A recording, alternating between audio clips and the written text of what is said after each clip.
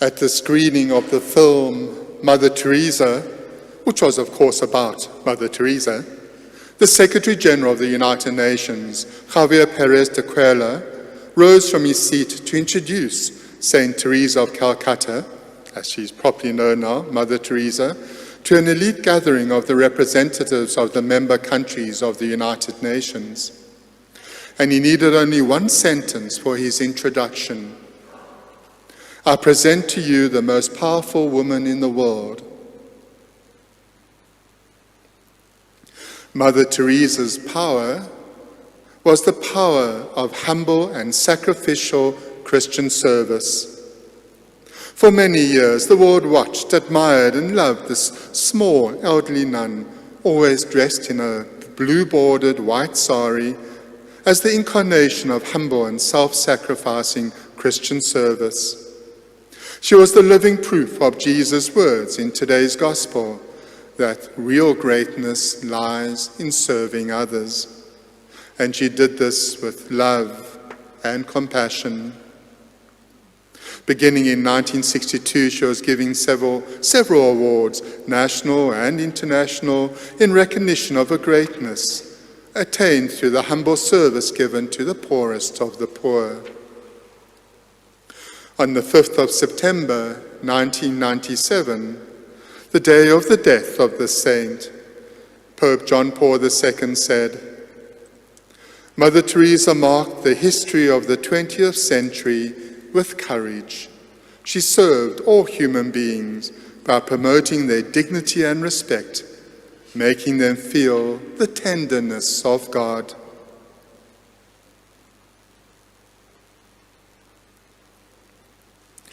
So we want to think about the example of Mother Teresa today as we reflect on the Gospel reading. Now think of this, when you catch a child with a hand in the biscuit tin when it's not supposed to be there, and you ask, what are you doing? Quite often you just get a guilty silence. What can you say after being caught red-handed? Nothing, so we stay silent. And that is what happened to the disciples today when Jesus asked them, what were you arguing about on the way? The context is this. Jesus and his disciples left from the mountain. Okay, so from the mountain referred to there was when Peter, James, and John had witnessed the transfiguration of Jesus on the high mountain, and also the cure of the possessed boy, and this happened before a large crowd, the cure. And so the witnesses to this miracle were getting very excited by what they had seen. The numbers of the followers of Jesus were growing, and the disciples' chests, they were probably swelling in pride for Jesus and for themselves. So the disciples probably had some dreams of grandeur about being Jesus' followers. And that's why Jesus asked them what they were arguing about on the way. They were arguing about who was the greatest. Now, when we hear this phrase, on the way, what comes to mind for us is the Christian way of following Christ. So, as we hear this phrase several times, this is what we want to have in the back of our mind. So the followers of Jesus are in a bit of a power struggle on the way. That's a really human experience. I think most of us have experienced power struggles within our parishes, say at the PTA of a school or in the workplace, at social clubs, even on national and international levels. We see it a lot. On the way, we even find power struggles among ourselves in groups of family and friends. So we want to ask, what false notions are distracting us from a more sincere following of Jesus and his way of life? Okay, so Mark's gospel was the first of the gospels to be written, and Mark would have been very close to the life of Jesus, and we see details in there about this. Later Gospels will smooth over the rough edges of these Jesus' disciples, but when we read Mark's Gospel, we see how the disciples were all too human. And they show us the mistakes and the flaws which are so evident among us humans. The disciples seemed reluctant in following Jesus on the way. They're dragging their heels because this on the way is when Jesus is setting his face for Jerusalem, which means his death and resurrection there. Because Jesus was telling them, he was predicting the suffering that lies ahead for himself and anyone wishing to follow him. And so we got all these mixed feelings amongst the disciples. And what he tells them about his suffering and death, I think pretty much should surely cause his disciples to stop arguing about who's the greatest among them. The disciples were thinking of being important. They were thinking in terms of earthly triumph, about who was the greatest. So no wonder they were silent when Jesus questioned them. They were embarrassed about being caught reaching into the biscuit tin without permission. Thankfully, Jesus does not give up on us sometimes when we are being dense and when we are being hard-headed. So Jesus sits down, he gets the 12 together, and he's like a patient teacher, and he gives them, and of course us today, his core teaching about leadership in the community. You see, Jesus is also speaking to the future leaders of the community, and they want to be first in importance, and Jesus tells them just how to do that, to be leaders in a special way.